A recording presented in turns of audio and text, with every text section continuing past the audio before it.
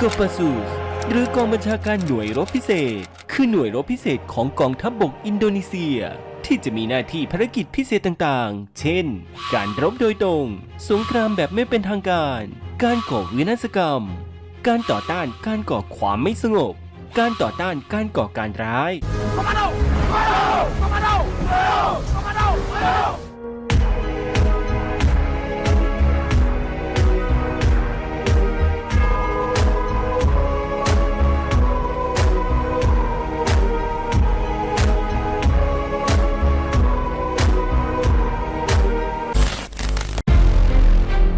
Kalau teman-teman sadar, semenjak ketegangan antara Thailand dan Kamboja mencuat, banyak tren di video YouTube maupun TikTok bermunculan tentang momen keakraban antara tentara Kamboja maupun Thailand yang bertugas bersama TNI. Bukan hanya itu, banyak juga video tentang TNI yang menggunakan teks berbahasa Thailand dan Kamboja. Fenomena ini seakan-akan mengisyaratkan dukungan Indonesia terhadap masing-masing kubu. เขมรอย่าตกใจแค่บินฝึกน่านฟ้าอีสานใต้ซ้อมรบร่วมกับทัพอากาศไทยอินโดนีเซียเครื่องบิน F-16 และ P-50 ฝึกบินร่วมเอรังไทยอินโดนีเซียในพื้นที่ภาคอีสานตอนใต้ล่าสุดครับเพจเฟซบุ๊กกองทัพอากาศได้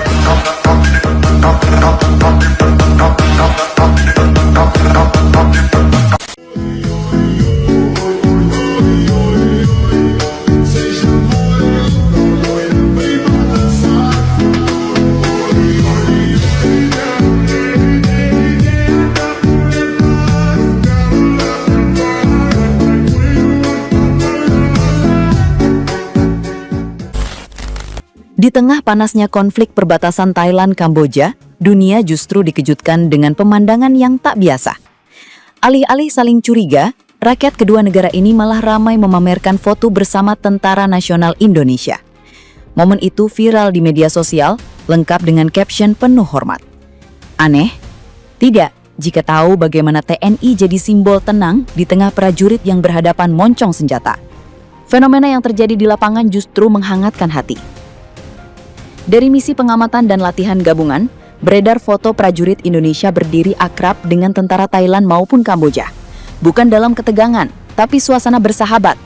Hebatnya yang mempublikasikan lebih dulu bukan TNI, melainkan warga dan tentara kedua negara. Seolah ingin menunjukkan pada dunia, inilah tentara yang bikin nyaman meski situasi panas.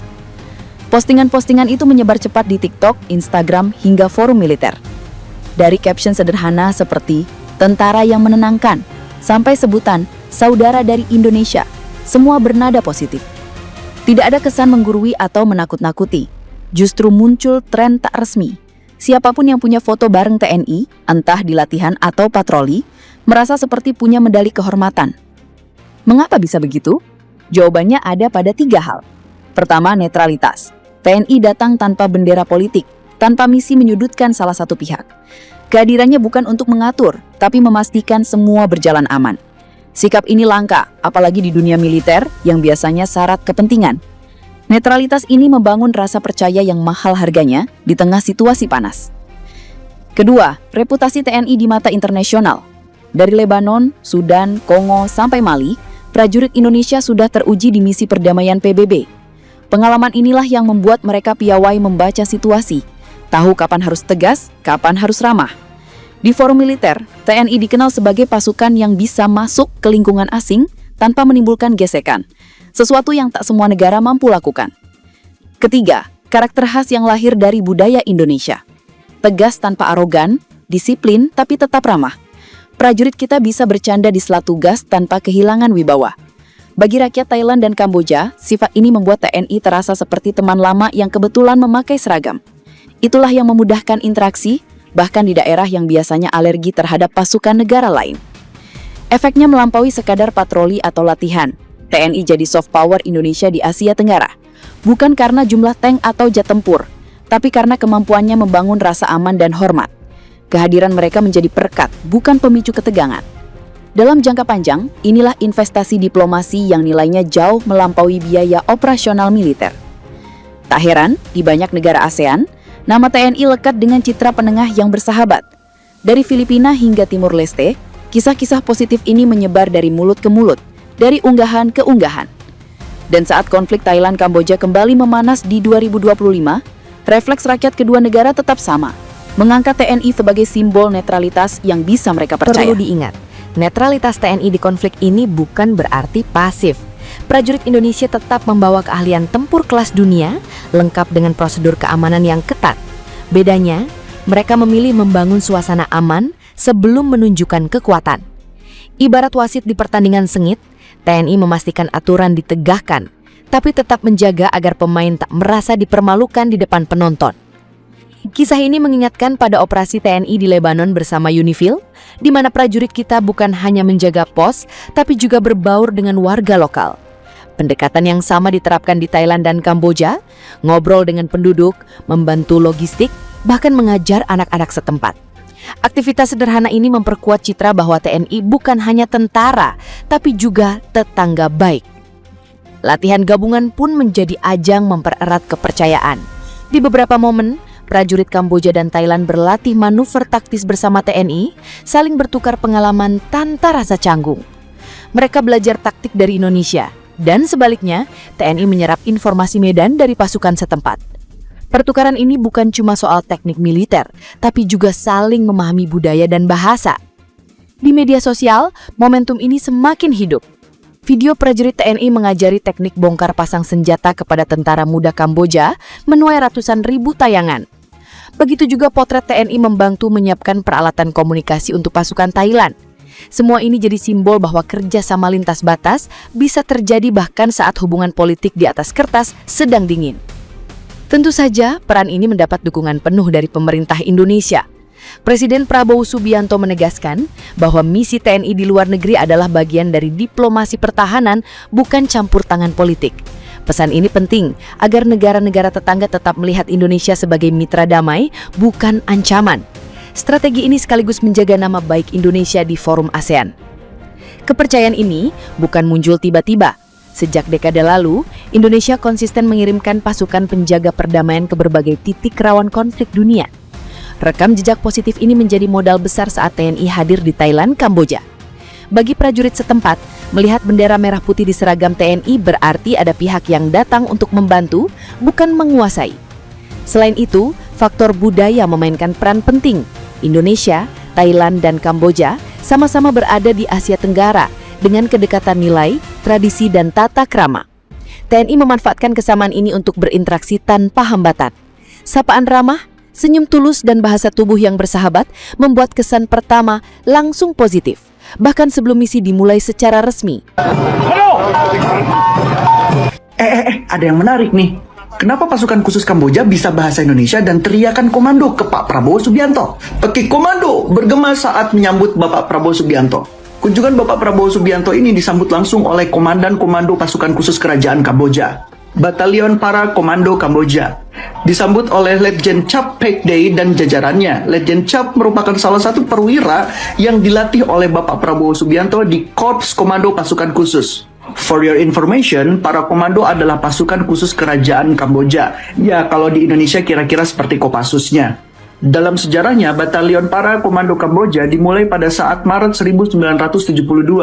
Pada saat itu, sekitar 60 orang tentara Kamboja dikirim ke Indonesia untuk mengikuti latihan para komando di Sekolah Kopassus Batu Jajar, Bandung, Jawa Barat, Indonesia.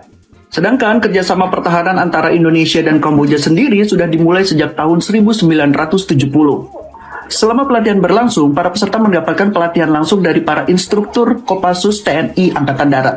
Batalion Para Komando Kamboja kemudian kembali ke Kamboja pada bulan November 1972.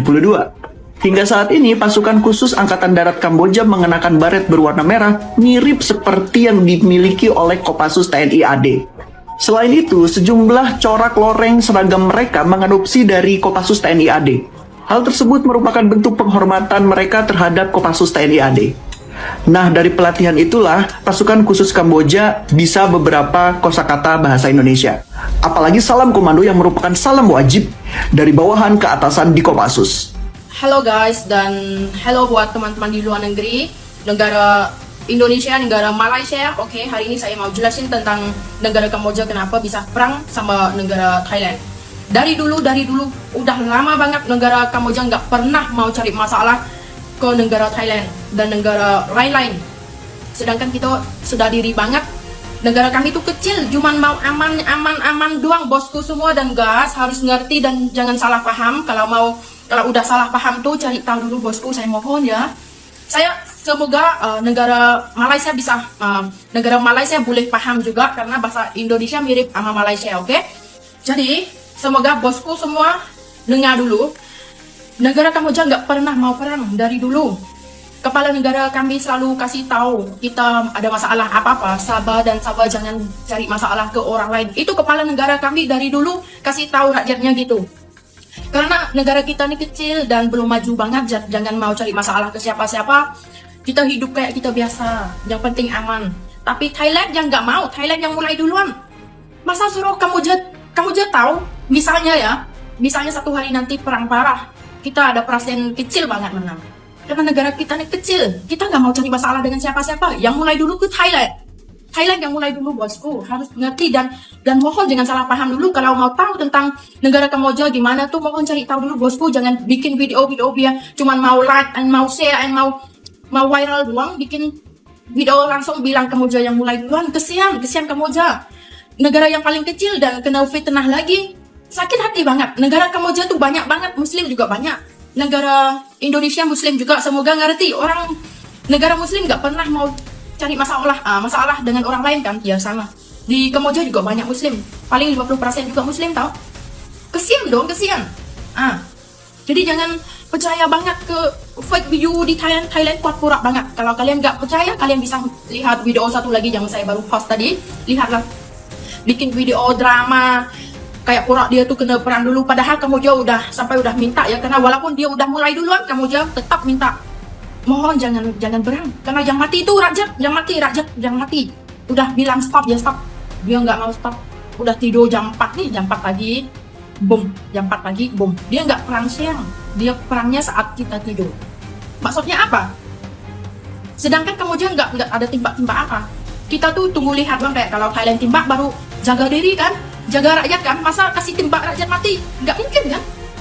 Jadi semoga bosku semua tuh ngerti, jangan salah paham duluan ya. Saya hanya mau kasih tahu itu doang.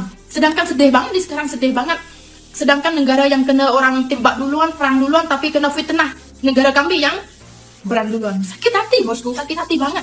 Jadi semoga bosku semua dan rakyat lain-lain ngerti ya. Terima kasih. Thank you.